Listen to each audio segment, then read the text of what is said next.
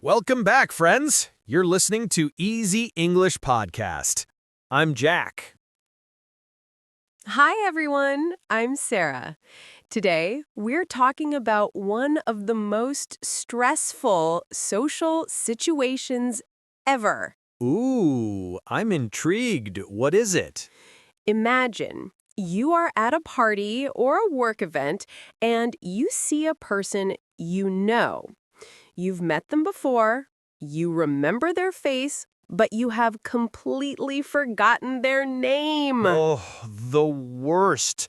That feeling when the name is right there on the tip of your tongue, but it just won't come out. It's so awkward. Exactly. And today, we are going to learn all the useful vocabulary you need to survive this situation. Our dialogue is about two colleagues, Sophie and Dan, who come up with a plan to solve this exact problem. Let's see if it works. But first, just a quick reminder. If you're enjoying our podcast, please take a moment to give a like and, even better, leave us a comment.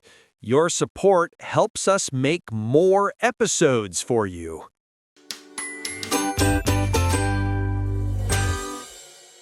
Hey, Sophie, look over there. That's the guy from the marketing department, isn't it?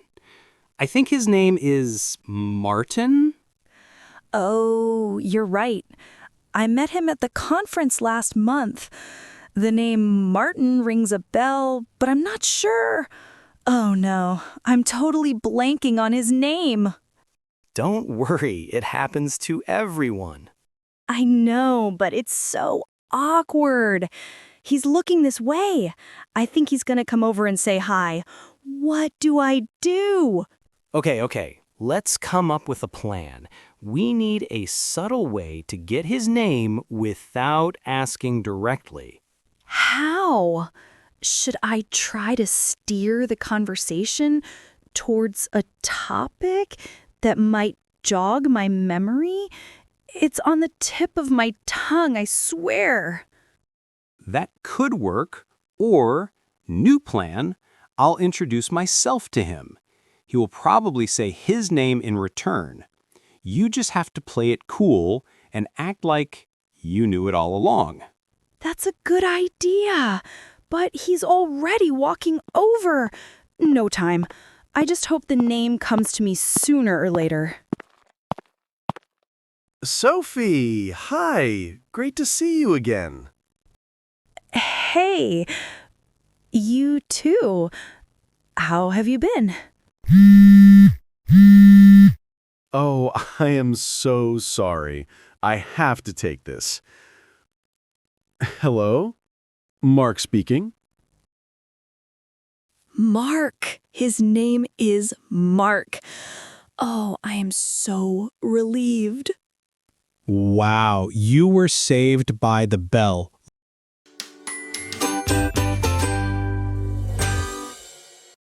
And we're back. That dialogue felt very real, Sarah. I think everyone has had that experience. Absolutely. It happens to the best of us. Let's break down the great vocabulary they used. The first phrase is when Sophie hears the name Martin. She says, "It rings a bell." Yes, it rings a bell is an idiom that means something sounds familiar, but you can't remember the exact details. In the dialogue, Sophie thinks the name Martin might be correct, but she isn't 100% sure. Exactly. A friend might ask, "Do you know a person named David Green?" And you could say, the name rings a bell, but I can't remember his face.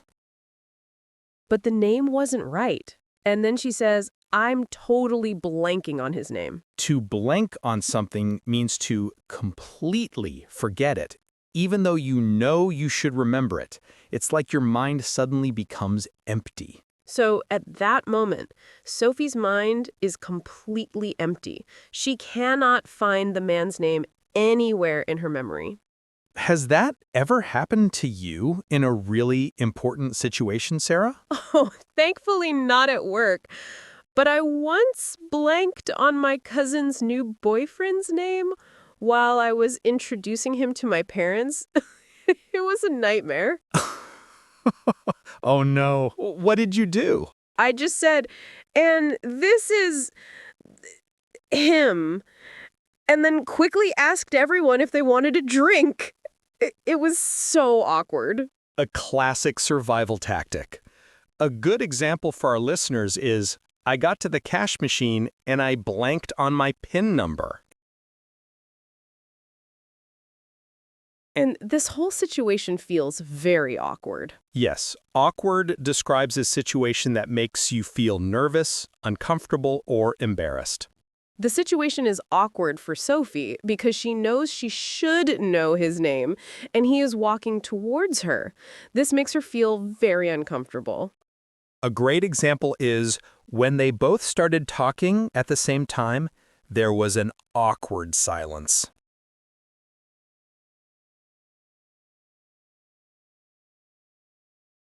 To solve this awkward problem, Dan immediately says, "Let's come up with a plan." To come up with something means to think of or find an idea, a plan, or a solution. So Dan wants them to quickly find a strategy to discover the name without having to ask him directly. It's a very useful phrasal verb.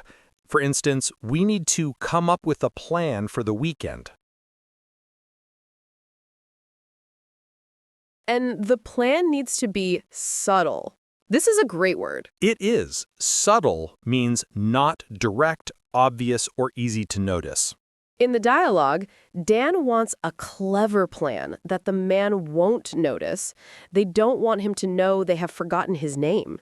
Exactly. A good example is, she gave me a subtle sign with her eyes that it was time to leave the party.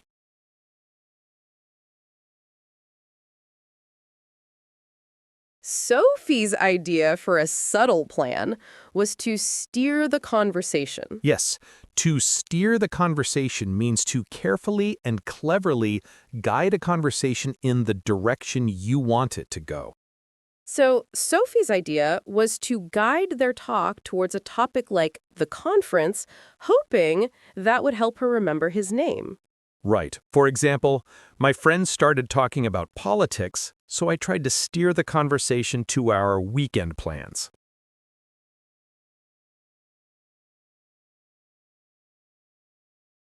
And why did she want to steer the conversation? To jog her memory. This is a fantastic idiom. To jog your memory means to say or do something that helps you remember something. In our story, Sophie hoped that talking about the conference would be the jog that her memory needed to produce the name. Precisely. For example, I couldn't remember what she said, but seeing her email jogged my memory.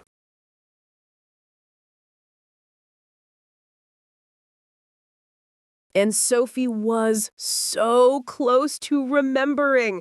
She says the name is on the tip of her tongue. This is a great feeling to describe.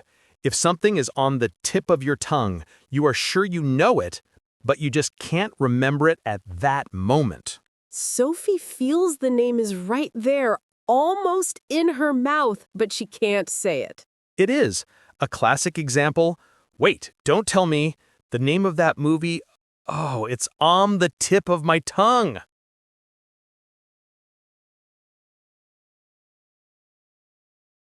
Dan's plan was for Sophie to play it cool. To play it cool means to act calm and relaxed and not show your real feelings. Dan wanted Sophie to pretend that she knew the name all along, so she had to hide her panic and act calm. It's good advice.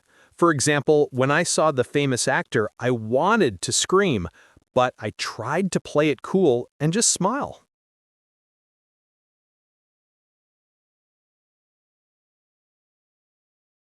But with the man walking over, Sophie just hopes the name will come to her sooner or later.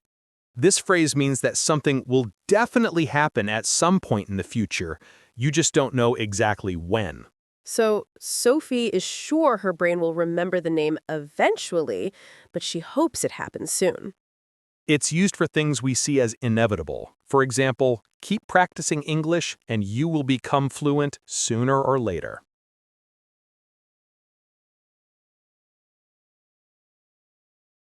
And in the end, when she finally hears the name is Mark, Sophie says she is so relieved. Relieved is the happy and relaxed feeling you get when something bad or stressful has finished or did not happen. Sophie was very stressed, but when she heard the name, the stress disappeared and she felt happy and calm. She was relieved. Speaking of that feeling, what's the most relieved you've ever felt, Sarah? Oh, easily last year when I thought I had lost my passport a day before my flight. I was in complete panic. I can only imagine. Where was it? I finally found it in my coat pocket. The moment I held it, I was the most relieved person on the planet. That is a perfect example. A simpler one is, I was so relieved when I found my lost phone. And how did she find out the name? She was saved by the bell. Yes, this idiom means you were rescued from a very difficult situation at the last possible moment. The man's phone call was like a bell that rescued Sophie from the awkward situation of not knowing his name. Exactly. For example, my parents were about to ask about my bad grades, but my little sister walked in crying. I was saved by the bell.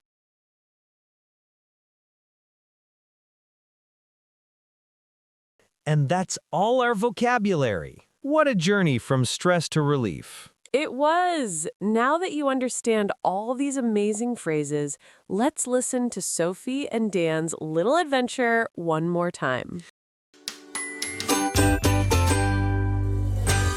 Hey, Sophie, look over there. That's the guy from the marketing department, isn't it?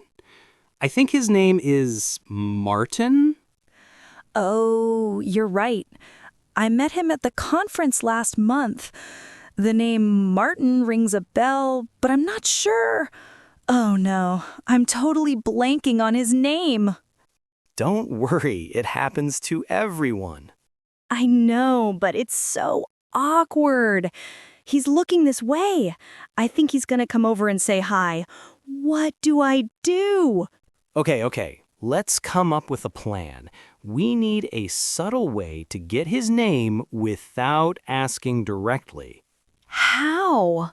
Should I try to steer the conversation towards a topic that might jog my memory? It's on the tip of my tongue, I swear. That could work. Or, new plan, I'll introduce myself to him. He will probably say his name in return. You just have to play it cool and act like you knew it all along. That's a good idea. But he's already walking over. No time. I just hope the name comes to me sooner or later. Sophie, hi. Great to see you again. Hey, you too. How have you been? Oh, I am so sorry. I have to take this. Hello? Mark speaking. Mark. His name is Mark. Oh, I am so relieved. Wow, you were saved by the bell.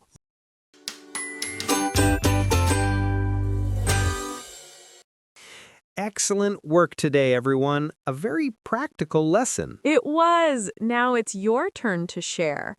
Our question for you is, do you often blank on people's names? Let us know your stories in the comments section. We can all learn from each other. That's all we have time for today. Until next time, keep practicing. Bye for now.